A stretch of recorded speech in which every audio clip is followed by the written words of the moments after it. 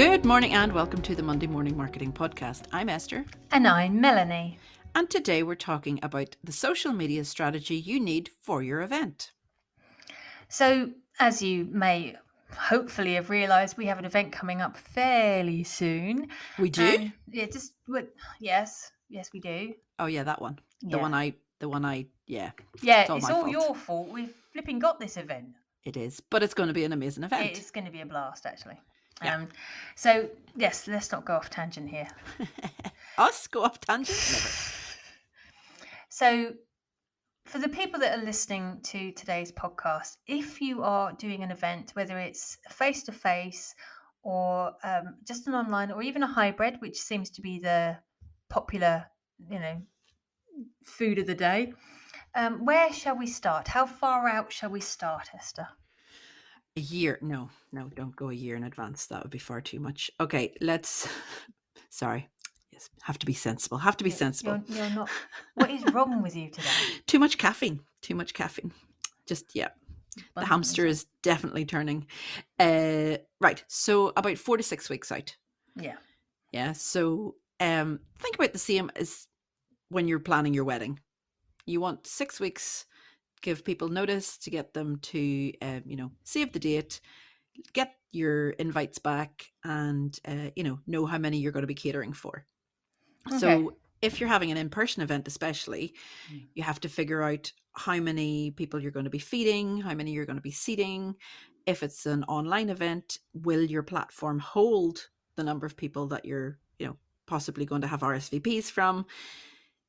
Are you going to run an early bird? Are you going to, announce all your speakers at the one time? What about sponsors? Are you going to have any sponsors? There's so many things you have to think about with your event. Some of these things will have to be done before you announce that you're actually having an event. Well, yes. Speakers would be handy to have sort of set down before you announce the date. Yes. But then you've got your existing audience that you can speak to as well. You can sort of say, hi guys, it's me. I've got this event coming up. Maybe you've got an email list. A lot of people have current either weekly or monthly email lists that they can send an email to. And I like the idea of an early bird discount. That's a good idea, and especially for your members as well. Yeah. You can sort of say, look, guys, for your loyalty, I'd love to offer you an early bird discount. And first come, first served, yada yada yada. So that's good. Yeah, a discount, and the discount can have a cutoff point. You don't have to run the discount until the very day before, because you want people to buy the tickets so that you know how many to expect. Well, we had a guest recently who was saying that he didn't agree with the manipulation. That was Dan Holloway, wasn't it? And he was saying he didn't like the manipulation that people do where they offer the 10% or 20% discount and say, oh, it's only available for the next 10 days. And then it's still available. I think it was May King, actually. I was making it may have been both of them. Could have been. But so if you're going to be offering a discount, offer it, then remove it. Exactly. You can offer a different discount for, less off. Again, if you're going to be running a free event, then the discounts don't matter anyway. You just want people to sign up early enough so you know how many people you're going to be having. Like I said, especially if it's going to be an in-person event and you need to organize catering. So next up, that was like 4 to 6 weeks, wasn't it? Yeah.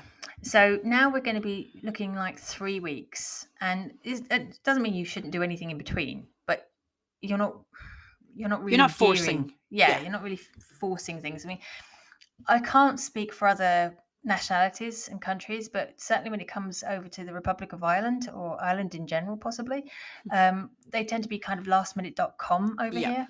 Definitely. Yeah. Okay. So from 3 weeks, that's when I would start talking about awareness and letting people know more about the event itself. And if you've got the facility to help people sign up to an email address to get more information, even better. Yeah. So, they can hear about new speakers that are being announced. They can hear about any offers that the speakers are doing, that sort of thing. And you can also start announcing slowly but surely from the 3-week point any suppliers, again, if you're going to be an in-person event, and of course sponsors as well. If you're going to get media partners, or catering people, or people who are going to, again, if it's in person, who's going to leave like a welcome pack, that sort of thing. But this is the time when you get the bios, or this is the time when you've actually already got the bios, Yeah. the bios, the pictures, the topic name, the social media links, and the correct social media handles For your speakers and sponsors and media partners. And exactly. And so that would all go out from sort of 3 weeks onwards. Yeah, definitely. Because you don't want to start too soon, but you don't want to start too late either. So No. with 3 weeks out, you've got enough time to get through that. And then you're really going to start wanting to really get the ball rolling from about 2 weeks. So from today, you're going to be seeing lots about our event because we're 2 weeks out and we're going to be sending out more posts, and you're going to be seeing more anticipated outcomes and getting excited about the sessions and the speakers and what's in it for you guys who'll be attending. Hint, hint, get your ticket now. So you've got all the details that you requested from your speakers and your sponsors. You've put it all into an agenda. You know who's going to be running at what time, when they're going to be doing it. And you need to start scheduling out fresh images of the speakers and any even takeaways that they have. If you already have some of their information, if you've already received their slideshow or their video, if it's going to be online, then you can start, drip feeding some of the information, and it will help with the FOMO. Well, it's consideration element, because we've talked about this before: awareness, consideration, and conversion. And this is the time where you're letting people know features tell, benefits sell. If you come along to this, if you listen to this, this is what you're going to learn. And it's as much, why am I going to give up my time to attend this event? And maybe they've picked up on one speaker or one topic, but I didn't realize we're covering that as well. So it's a good time for it. Yeah. And then as from the last week, we're going to be talking about the conversion element, and that's where we're going to be going into.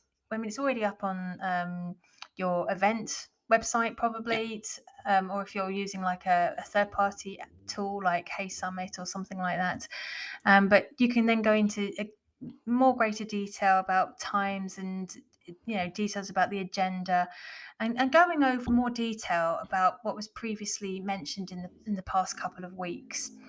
But obviously, this is the time where you start putting down a time limit. This is when you're saying, look, guys, this is only 7 days off. You need to make a decision. And if you're doing early bird discounts or special offers or anything like that, then they obviously have to close off at the right time as well. Yeah, definitely. Definitely. You don't want to be leaving it to the very day before to get everything sorted, especially if you're having an in-person event. You want to be able to confirm with your caterers exactly how many people are going to be eating, how many people are maybe going to be staying at the venue. Tables, chairs, tablecloths, drinks. Exactly. Oh my goodness. And especially now, because if people are running in-person events now, they're going to be having COVID considerations. Exactly. Cleaning stations, spaces that people can get out, and so there's so many things to take into account, and this is going to be with us at least for another year, I'd say so. And I mean, just having a parenthesis there for a minute, I did see an event, a live in-person event recently, had different lanyards for different people. So people that didn't feel comfortable hugging or shaking hands or being close contact had a red lanyard. Others had a yellow one if they were comfortable getting closer but maybe not hugging. And then green was basically, I'll hug you and I'll say hello and be really up close. But it took out that guessing of what do we do, how close can we get, it just made it more relaxed. So maybe think about something like that also would need to be thought of weeks in advance, so that all the printing's done, everything's done. Okay, so we're up to the day before the event, which in our case will be the 14th of November. We'll be confirming ticket sales that they will end that day, and Free ticket sales for Oh, us. yeah, for us. I mean, the free ticket sales will end that day. You can still buy your lifetime access or your 3-month access if you so desire on the day of the event. If you are doing an online event, make sure that you have all the recordings ready to hit play on the day. If you're doing an in-person event, think about, will you want to sell tickets at the door? Do you have that capability? What will the caterers say? They'll probably lynch you. Possibly. So we're now on the day, and this is where we would love somebody like a certain FOMO creator. And on the day, if you can, whether it's live or whether it's pre-recorded, it's always handy to have some sort of tweeting happening. So if it's pre-recorded, obviously you can Schedule them out. Yeah. But but then to be present to see what the feedback is, and the speakers, if it's going to be an online event, make sure all the speakers are available on the day so they can respond to any questions or anything that crops up on the day as well. But remember to also tag your sponsors and your partners and suppliers and the hotel if you're in person, of course. And again, if you're going to be there live, take images, take photos of people networking, wearing the lanyards, eating food, and generate the old FOMO sensation. So that's pretty much, it makes common sense, really, doesn't it? It does, yeah. And you can also run competitions on the day, whether you are live or not, whether you're online. Have selfie competitions of people taking a photograph of themselves with the computer if they're watching it online, in the event itself if they're there. Have a prize, whether it's even just a round of applause, but have a prize for people to take part. And that then will also generate more feedback online. Have a hashtag for your event. Oh yeah, we didn't. Did we mention that right at the beginning? No, we didn't. But have a hashtag for your event. Ours is hashtag DMAT21. And why is it DMAT? Decision makers and action takers. There you go. But just remember that the event and the build-up and the tweeting and the publicity for it does not end on the day of the event. Nope. Because the day after, it's worth going back and retweeting, sharing and responding to any and all posts about the event. And obviously thank the sponsors, the partners, the staff, if you're in person, or the staff that's actually helped set up the event, all the attendees. And maybe this is the time when you've developed all this excitement and you've got hopefully very happy people from the event. You then ask them to sign up to hear first about the next event, and then they can claim a loyalty discount for that. Or if you're super organized and already have the date in mind for that one, let them know when the date will be. Don't say a word. You've already dropped us in it this year. Don't do it again. Tune in on the 15th of November to see if we'll have another one. For God's sake. But in all seriousness, guys, running an event does take a lot of time. It takes a lot of effort. But if you put the sales strategy and the marketing strategy in place, it does not have to be an absolute hair-pulling experience. No, it doesn't have to be. And I know we're talking here from past experience, but all the stuff we suggested here, with a bit of time and getting things, building a strategy for yourself where you can set aside duties to other people. You don't have to do this all by yourself. We're certainly not doing it all by ourselves. No. So just plan ahead, build a strategy, and anything is possible with a bit of teamwork. Yeah, teamwork makes the dream work. Oh God.